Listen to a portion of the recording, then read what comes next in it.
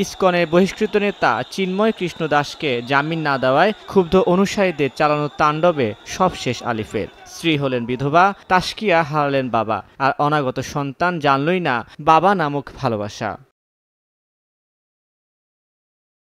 একজন মুসলিমকে হত্যা করা মানে সকল মুসলিমকে হত্যা করা।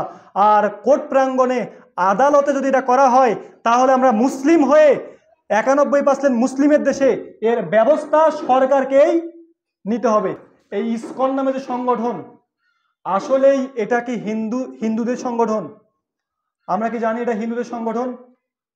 এটা কিন্তু হিন্দুদের সংগঠন নয়।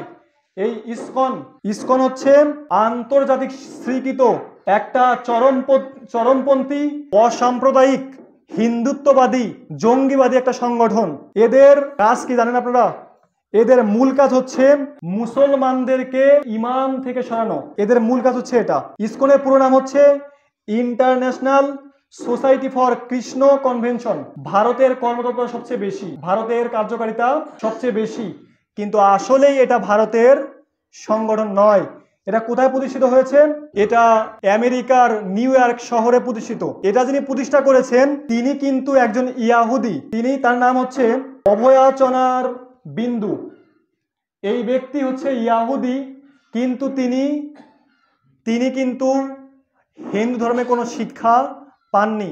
তিনি খ্রিস্টানদের একটা কলেজে বা বিশ্ববিদ্যালয়ে পড়াশোনা করেছেন। এই ব্যক্তি এটা করেছে কেন? এই ব্যক্তির উদ্দেশ্য হচ্ছে মুসলমানদের ধ্বংস করা।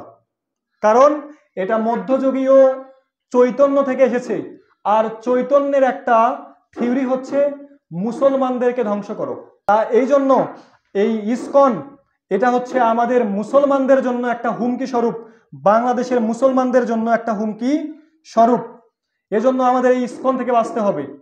তো আপনারা বলবেন এই ইসকন হচ্ছে ইহুদি পরিচালিত আর খ্রিস্টান প্রযোজিত একটা সংগঠন। এর কাজ কি? মুসলিমদেরকে ধ্বংস করা। এর মধ্যে আপনাকে কয়েকটা উদাহরণ দেই। যেমন আপনাদের আমি আলোচনা করলাম সুদ নিয়ে। আপনি কি জানেন যে ইয়াহুদিরা কখনো সুদ নিজেরা নেয় না? ওরা কি করে? সুদ দেয়, ওখান থেকে লভ্যাংশ গ্রহণ করে। এরপর আপনি দেখবেন যে ইয়াহুদিদের যারাই আছে তারা কিন্তু কেউ সুদ কি করে না, ঋণ নেয় না, অন্যকে লাভ দেয় না। এটা মুসলমানদেরকে অথবা যারা খ্রিস্টান রয়েছে ওদেরকেই দেয়। তারপরে হচ্ছে আমরা মুসলিম, আমরা জানি যে হলো আল্লাহ তাআলা সূরা মাইদা 5 নম্বর সূরা 90 নম্বর আয়াতের মধ্যে মদ, জুয়া এগুলোকে কি করেছেন? হারাম করেছেন। আচ্ছা, আপনি মনে করেন মদ খান না, আপনি কি চাবেন যে আপনার পার্শ্ববর্তী কোনো হিন্দু ছেলে মদ খাক, একটা সিগারেট খাক? চাবেন কি? চাবেন না। কিন্তু ইয়াহুদিরা এমন একটা জাতি, ওরা এই মদগুলো ওদের যারা সন্তানাদি রয়েছে বা তারা রয়েছে, ওরা কিন্তু প্রত্যেকে কি করে? মদ খায় না কেউ। আপনি খোঁজ নিয়ে দেখেন, ওরা মদ খায় না। ওরা কি করে? মুসলমানদেরকে ধ্বংস করার জন্য মদ পাচার করে দিচ্ছে। খ্রিস্টানদেরকেও তারা বন্ধু ঠিকে, কিন্তু একটা কথা আছে না যে সুযোগে লাভ করার বন্ধু, ওরা তাদেরকেও ধ্বংস করতে চায়। তাদের যে মদ, এই মদ তারা নিজেরা খাবে না। এরা এমন একটা জাতি, ওদের যে রেস্টুরেন্ট আছে না, রেস্টুরেন্টে প্রত্যেকেই একটা করে ওদের ধর্মে যে কি বলে পণ্ডিত বা হুজুর, মনে করেন হুজুর, তারা হোটেলে রেখে দিয়েছে। ওরা কি করবে? হুজুর কোনো রান্না করবে না, হুজুর রেস্টুরেন্ট পাহারা দিবে না, কেশিয়ার হবে না। হুজুর কি করবে? শুধুমাত্র দেখবে যে এখানে যে রান্না করা হচ্ছে এই রান্নাগুলো হালাল পন্থায় হচ্ছে কিনা। তাহলে ইহুদিদের কাজ কি? ওরা দেখবে যে এটা হালাল পন্থায় হচ্ছে কিনা। এটা হচ্ছে ইহুদিদের একটা নিজের ধর্মীয় চেতনা, ধর্মের প্রতি তারা একনিষ্ঠভাবে মানার কারণেই তারা আজকে সফল। কিন্তু মুসলিমরা হচ্ছে পথভ্রষ্ট, খ্রিস্টানরা হচ্ছে পথভ্রষ্ট। এরপর এরা কি করে? একটা থিওরি আপনাকে দিয়েছে পরিবার পরিকল্পনায়, 2টা সন্তানের বেশি নয়, একটা হলে ভালো হয়। আপনি দেখবেন তো কয়টা ইহুদিদের সন্তান? 2টা, একটা। আপনি দেখবেন তাদের কমপক্ষে 4 থেকে 5টা, 6টা, 7টা, 8টা করে সন্তান। আর আমাদেরকে ঢুকিয়ে দিয়েছে ধনী হোক গরিব হোক, 2টা সন্তানের বেশি নয়, একটা হলে ভালো হয়। এই থিওরিটা কার? এটা হচ্ছে ইয়াহুদিদের থিওরি, যারা মুসলিম বেশি হতে না পারে। আর ইন্ডিয়া আমাদেরকে যে ক্ষতিটা করতেছে, মানে তারা বন্যার সময় আমাদেরকে কি করে, আরো পানি দিয়ে মারে, আর খরার সময় কি করে, পানিতে বাদ দিয়ে আমাদেরকে শুকিয়ে মারে।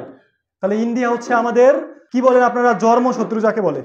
তাহলে ইন্ডিয়া হচ্ছে আমাদের জন্ম শত্রু, এই বিষয়ে আমাদেরকে ধারণা রাখতে হবে।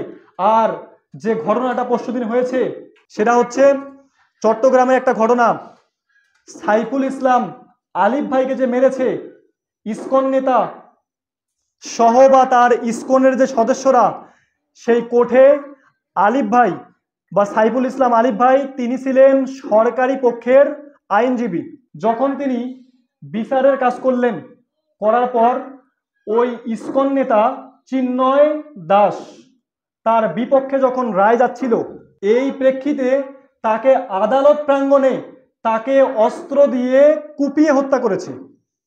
তার সদস্যরা তাকে মেরে, ঘাড়ের মধ্যে মেরে হত্যা করেছে। নাউজুবিল্লাহ। তাহলে একজন মুসলিমকে হত্যা করা মানে সকল মুসলিমকে হত্যা করা। আর কোর্ট প্রাঙ্গণে আদালতে যদি এটা করা হয়, তাহলে আমরা মুসলিম হয়ে 91% মুসলিমের দেশে এর ব্যবস্থা সরকারকেই নিতে হবে। সরকার যদি এই ব্যবস্থা না নেয়, ছাত্ররা যেমন এই যে কিছুদিন আগে আবার দেশকে কি করেছে, স্বাধীন করেছে, আবারও কি করবে, আবারও রক্ত দিবে। বাংলাদেশের পতাকা তারা কি করছে, তারা বাংলাদেশের পতাকাকে কলঙ্কিত করেছে। বাংলাদেশের পতাকার উপরে গেরুয়া রঙের পতাকাকে উপরে দিয়ে তারা বাংলাদেশের পতাকাকে কলঙ্কিত করেছে। তাই সরকারের উচিত হবে একটা দেশের সার্বভৌমত্বকে ঠিক রাখার জন্য ওদের বিরুদ্ধে এমন অ্যাকশন নেওয়া, হয় তাদেরকে বহিষ্কার করা, না হয় তাদের কর্মপন্থাকে বাতিল করা, যেন কোনো ধরনের পদক্ষেপ বাংলাদেশে তারা করতে না পারে। এটা সরকারের একটা বর্তমান দায়িত্ব। এবং যত ইন্ডিয়াতে যত চ্যানেল রয়েছে, প্রত্যেকটা চ্যানেলই বন্ধ করতে হবে। স্যাটেলাইট সিস্টেম ইন্ডিয়ার থেকে বাদ দিতে হবে, তাদের সঙ্গে সমস্ত কিছু বন্ধ করতে হবে। তাহলেই আমাদের দেশটা তাদের গোলামি থেকে মুক্তি পাবে।